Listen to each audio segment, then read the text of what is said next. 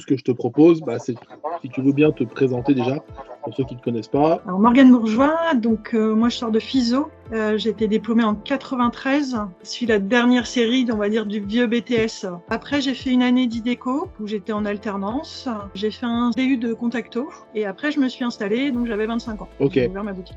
Donc aujourd'hui j'ai toujours un magasin et j'ai 2 collaborateurs au magasin. La ville. Musillac, donc en Bretagne, tout près de Vannes. Comment se porte l'activité? Comment tu qualifierais l'activité? Très en dents de scie.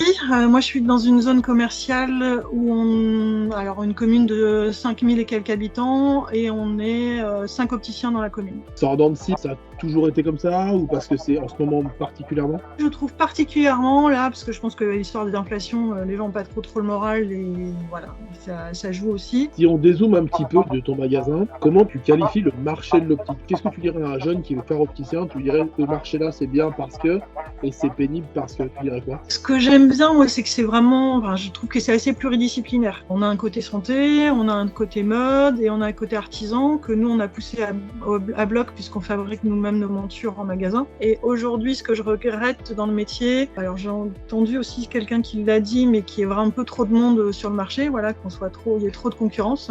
Donc l'idée du numerus clausus, je pense qu'il est intéressant aussi. Ce que je regrette aussi, c'est qu'on soit vraiment pollué justement par les mutuelles et les pauvres patients qui ne comprennent même pas ce pourquoi ils payent. Ça, je trouve pas ça normal. Je trouve qu'il manque réellement d'informations et leur vers simple, complexe, hyper complexe, c'est trop complexe. Moi, je vois mon métier plus proche des pharmaciens que d'un marchand de chaussures, quoi. Est-ce que actuellement tu rencontres des difficultés? Alors on en a un peu parlé parce que tu disais que les gens cherchaient quand même, de par le contexte économique, cherchaient quand même des réseaux potentiellement.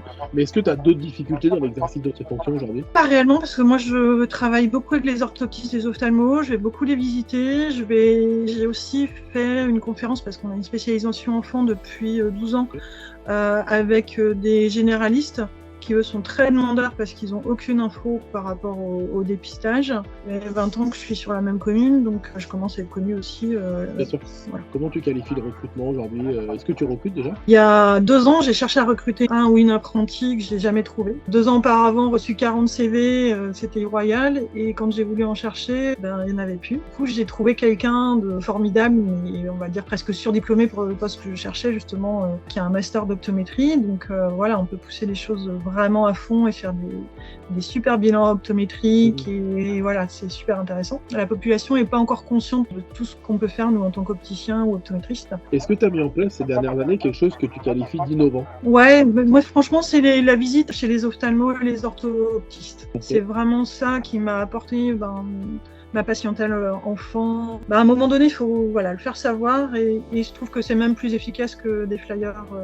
Quel est ton avis sur la formation? Qu'est-ce qu'il faudrait enlever, rajouter, modifier sur la formation? Si on se base que sur le BTS, je trouve que le niveau il a vraiment chuté par rapport à ce que j'ai connu. Et je pense qu'aujourd'hui, s'ils n'ajoutent pas effectivement la licence d'optométrie, c'est un peu juste. Je pense qu'il faut qu'ils aillent un peu plus loin. Ouais, il faut qu'ils aillent un peu plus loin aujourd'hui par rapport au BTS simplement. Comme beaucoup m'ont dit, on manque de pratique, on manque de savoir-être, de vente, de tout ça, il n'y a pas. Est-ce que c'est quelque chose qui manque pour toi?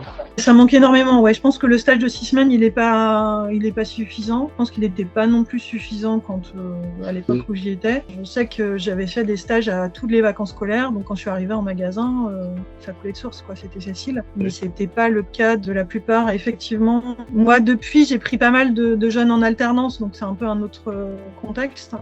Puisqu'ils apprenaient aussi pas mal en magasin. Je pense que peut-être le BTS en 3 ans et en alternance, ce serait cool. Prenons un magasin de 10 personnes. Quelle est selon toi la répartition idéale entre les diplômés et les non-diplômés? Je pense qu'il faut au moins la moitié-moitié, 5 diplômés et 5 non-diplômés. Si demain tu es nommé ministre de la Santé et que tu peux faire une réforme sur le marché de l'optique, il n'y a pas de question de budget, il n'y a pas de syndicat, il n'y a rien.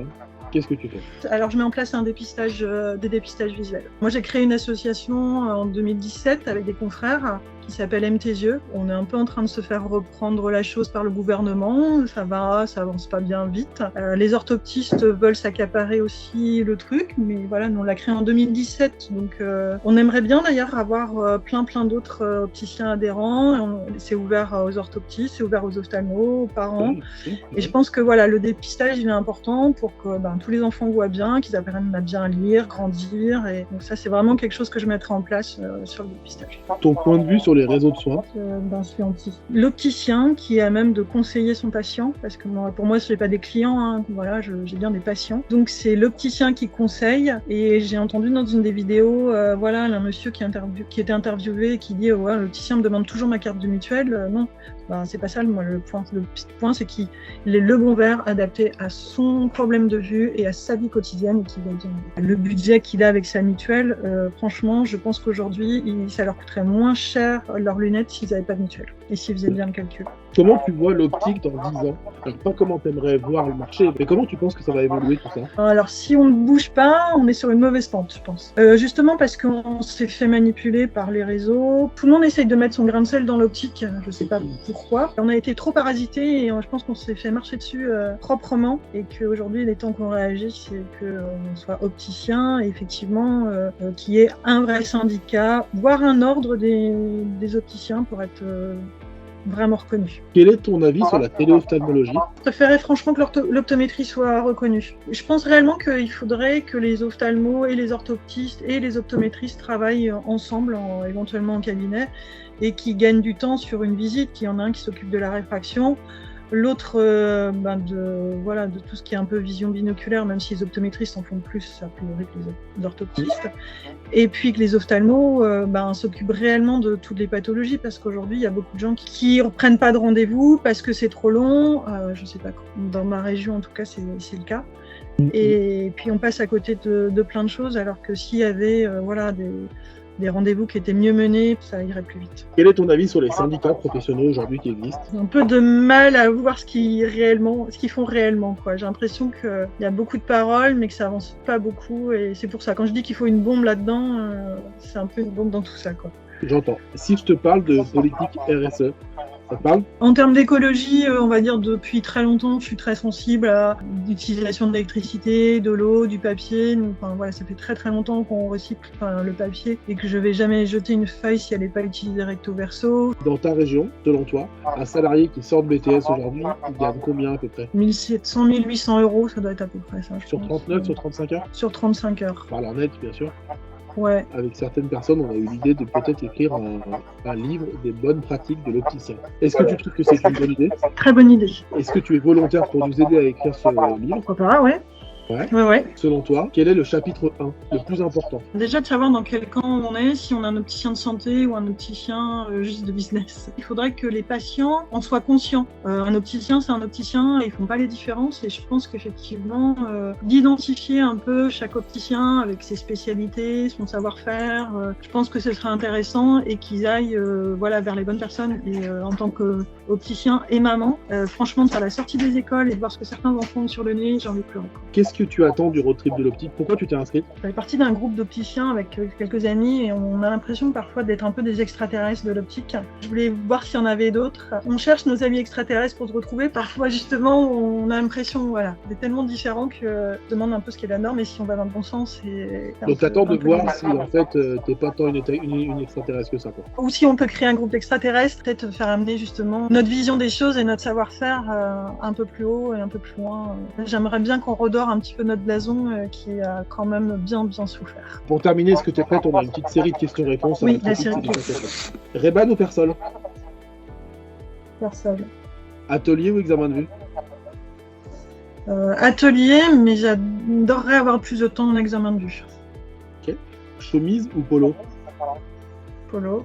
Montage à chaud ou montage à froid? À chaud. Métal ou acétate? Acétate. Silmo ou Mido? Silmo. Avant le Covid ou après le Covid? Après le Covid.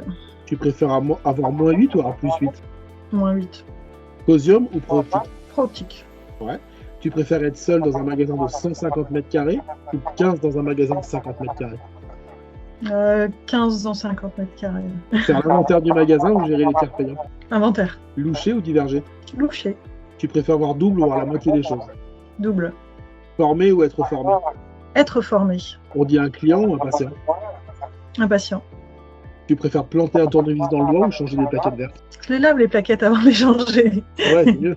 Donc, passer les plaquettes vertes? Ouais, Top. Bah écoute, merci beaucoup, c'est parfait. C'est trop bien. avec plaisir.